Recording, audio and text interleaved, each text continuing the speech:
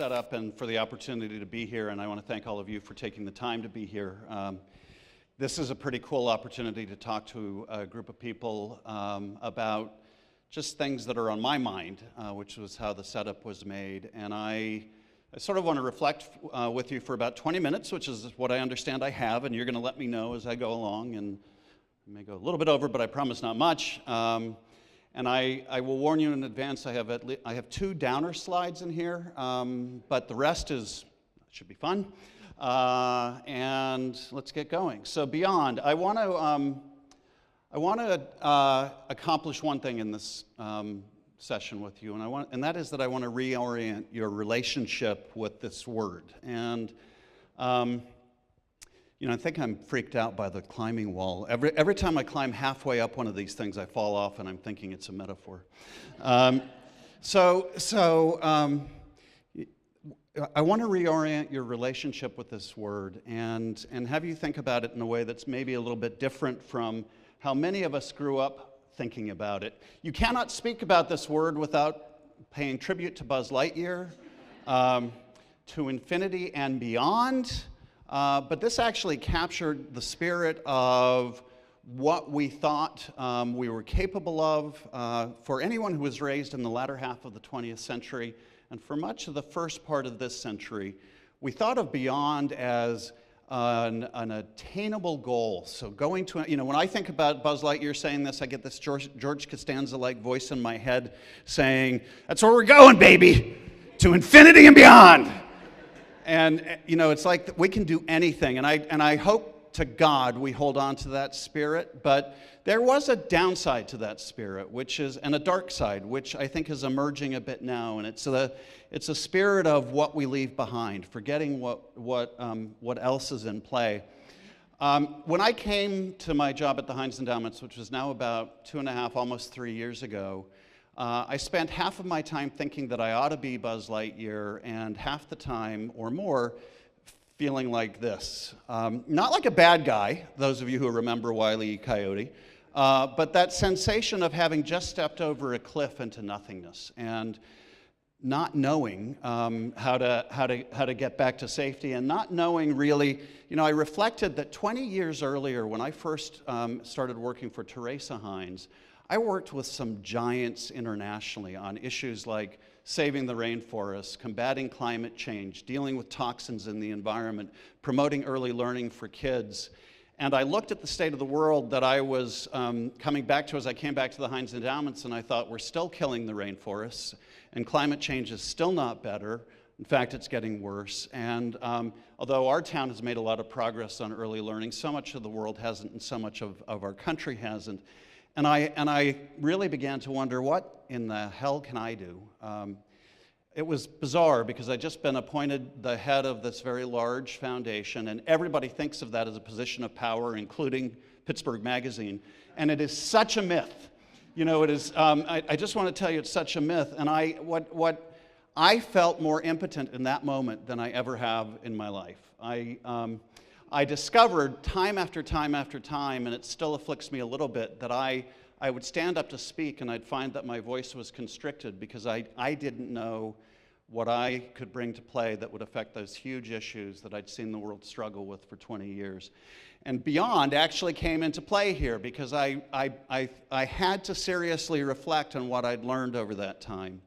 And I thought a lot about the word beyond in the context of that, and what I was trying to get beyond, of course, but what I needed to relearn about my relationship with aspiration. And I learned that there are 4 things, and this is going to sound a little provocative to you, but there are 4 things I believe we fundamentally cannot get beyond. So I'm going to talk about these in the context of what I see us facing in Pittsburgh, but also globally. And really, I'm going to focus on Pittsburgh just a little bit at the end. The first is getting beyond here. So, your reaction to, well, of course we can get beyond here. Our photographer can move to Portland. That's over there. That's a different place. You can move to China. That's a very different place. But here's what's happening in the world today that we're discovering, which is that no matter where you go on the planet, because we're an interconnected planet, the problems that we're facing are increasingly pretty much the same everywhere. Different cultures, different nuances, but the notion that we can escape the physical places, the communities in which we live in an era in which everything is becoming vaguely global is foolish. When Flint happened, which has become a rallying cry for people around lead in the water, a lot of us at the time knew that Flint was not an isolated case and that Pittsburgh was as vulnerable to this sort of dynamic as countless dozens of other cities. The notion that Flint is the only city in America or the only city in the world where kids are exposed to toxins in their environment, not just lead in the water, is again folly. So we have to think about, I had to think about, what I had to really grapple with was, I was now leading a regionally focused foundation, but the place to begin the work is always here. The place to begin the work is always in the physical context of the communities in which we live, because that's where people are experiencing these things. There's a great line that is sometimes attributed to Yogi Berra, other times to Buckaroo Banzai, a cult movie classic. Wherever you go, there you are. That's the way the world is becoming. And we need to come to grips with the notion that there is no away anymore. So while bravo for moving to Portland, guess what? Portland has a lot of the same problems that Pittsburgh does, and you'll encounter new ones that will give you a new sensibility about the ones that we face here. There is no place just to go away. Second that I really thought a lot about was how we cannot get beyond Earth. Now, again, your reaction is, of course we can get beyond Earth. We can go to Mars.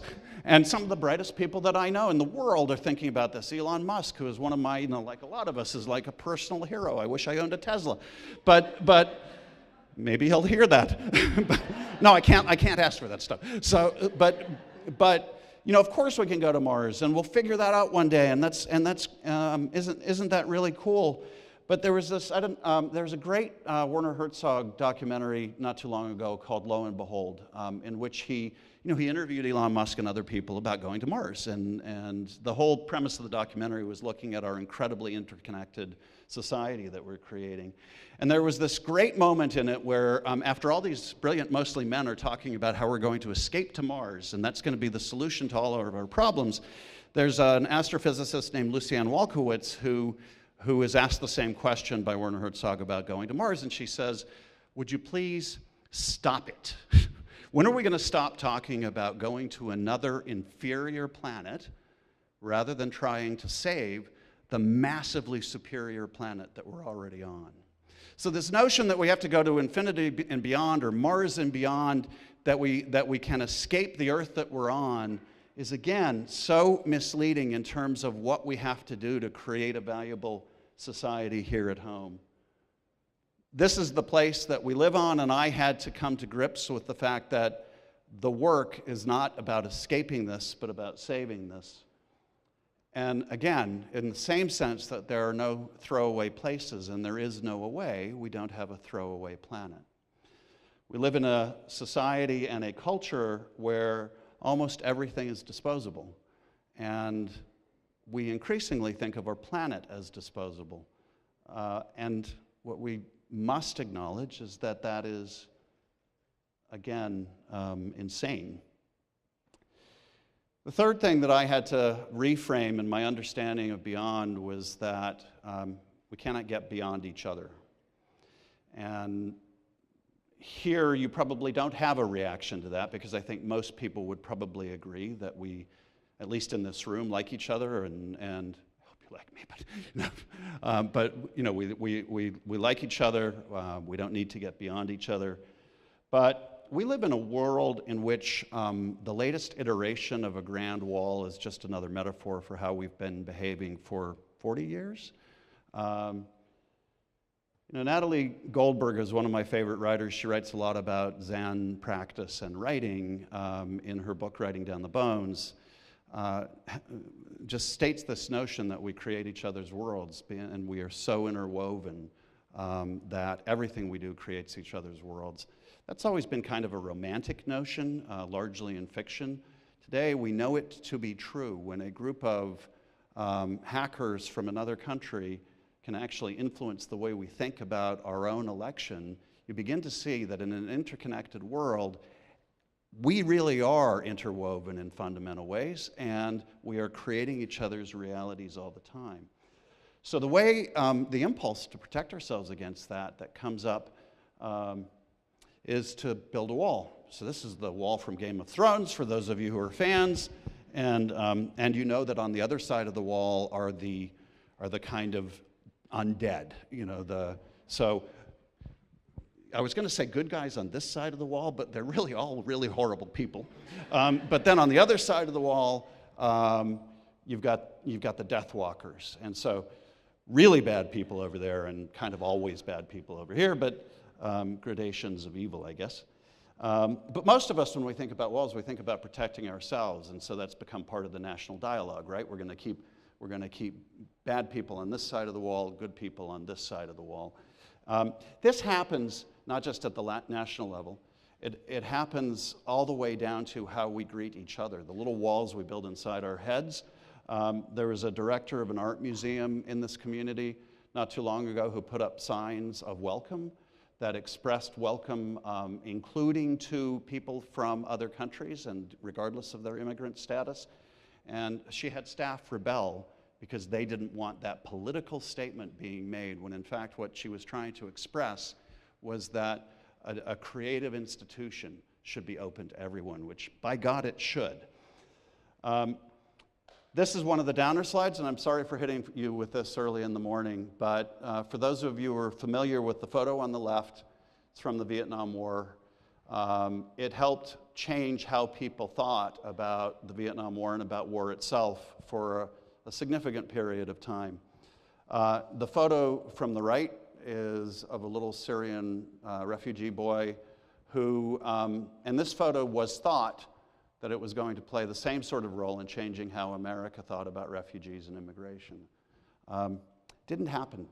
Didn't happen in part because we're living through a crisis of compassion about who's inside and who's outside. One of the fundamental challenges of our world today is who is inside that circle of caring? Who is we in the context of who we're going to care about and how we define community?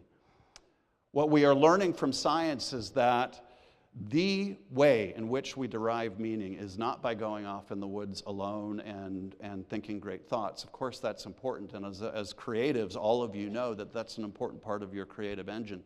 But so is coming together in community, and actually the ways in which we derive happiness, the ways in which we derive purpose, and the ways in which we feed our creativity are by bumping up against each other in a community context. So this is what we need more of, not walls. And we fundamentally have to get rid of the idea that on the other side of the walls we create are people who we can throw away. So no throwaway places, but also no throwaway people.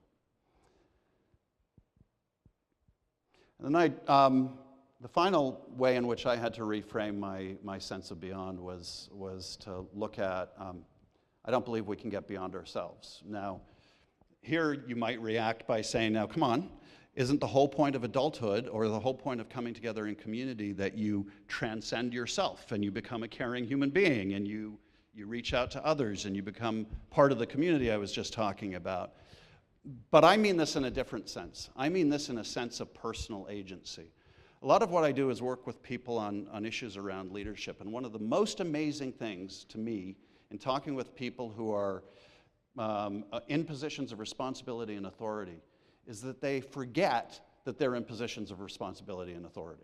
They forget that whatever they're doing in their walks of life, they have an opportunity to make a difference. Some of the heroes that I've worked with over the years, you may know some of the folks on this list, but they didn't do their work alone, but these folks, as an example, and they're just examples, remade how we think of downtown Pittsburgh and brought that downtown back to life, are remaking the life of children in Hazelwood, have redefined how we think about sexual violence to children, are remaking how Pittsburgh thinks about gender-based violence.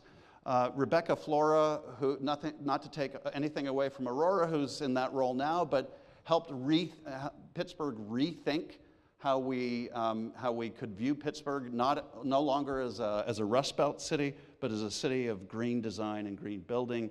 And Salim Gabriel, of course, who's made us all think differently about the kids in our Pittsburgh public schools. These people took personal agency for the issues that they decided were important. Nikki Giovanni, who's a prominent African-American poet, has said this, and there's so many people who have said this in different ways. You know, Gandhi said that no matter what you do, it'll be inconsequential, but it's vitally important that you do it.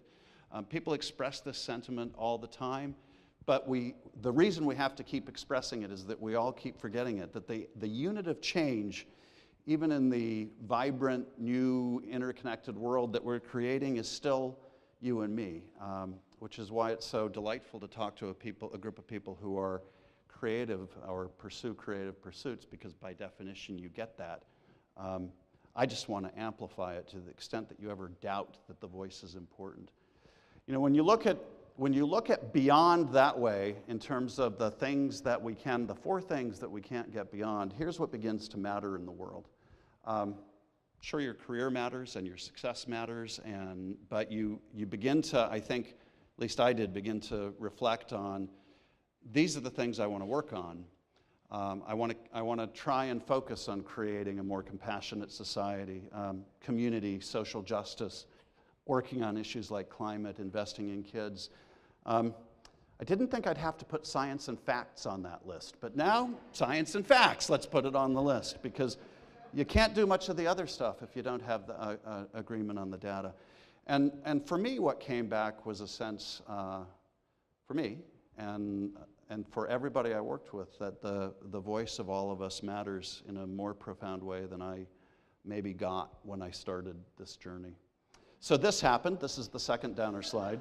And look, I don't necessarily want to make a political statement, but I want to say this happened. And if you go back to the list that I just shared, it's at least so far really bad news for every one of those issues, right? But here's what I'd ask you to think about in the context of whatever work you do and wherever you are on the spectrum in terms of your beliefs. There is this notion in ancient Greek that you've probably heard about, a word called kairos, and it's the way it's actually delivered in the Bible is it really means an explosive moment of extreme significance. So we're living in an era where we're fond of saying that change is happening more quickly today than it ever has before, and it will never be this slow again. It's been said in a number of ways by a number of people. We are living in an explosive moment and of extreme significance. And not just because of politics, but because of technology and ways in which we're redefining community and how we come to grips with real social issues like where the boundaries of community are and who is my we and who do I care about and who do I not care about. How we view beyond is critical in the context of this moment. This is what Pittsburgh has taught me. I've worked here for 25 years now, and when I came here, I hated the place. Yeah, I'm sorry. It was really depressing, and there was no sense of, you could not fill a room like this.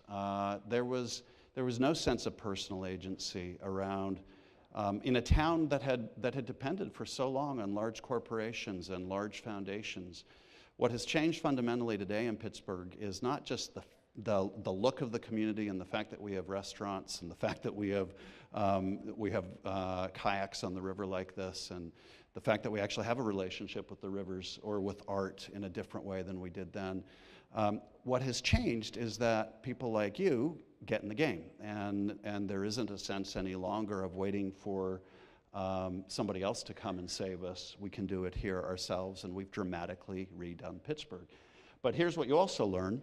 When you make change, there's more change, and this challenge goes on and on.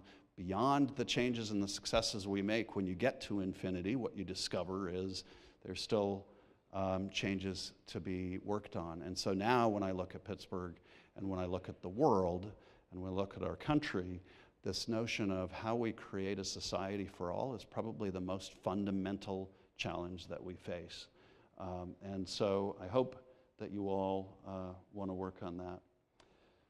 I think what gave me my voice back in the work that I do and my sense of purpose around it is this notion that no matter how far we want to go and how much we think we can improve, the work is always right here in front of us. It is always in the people that you see before you. It is always in the community in which you live.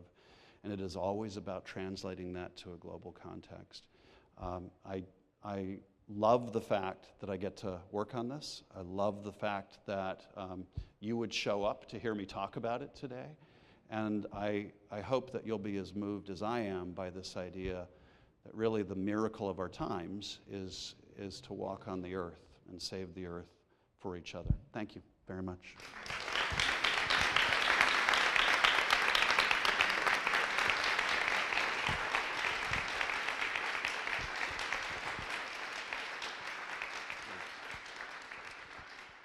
So I am told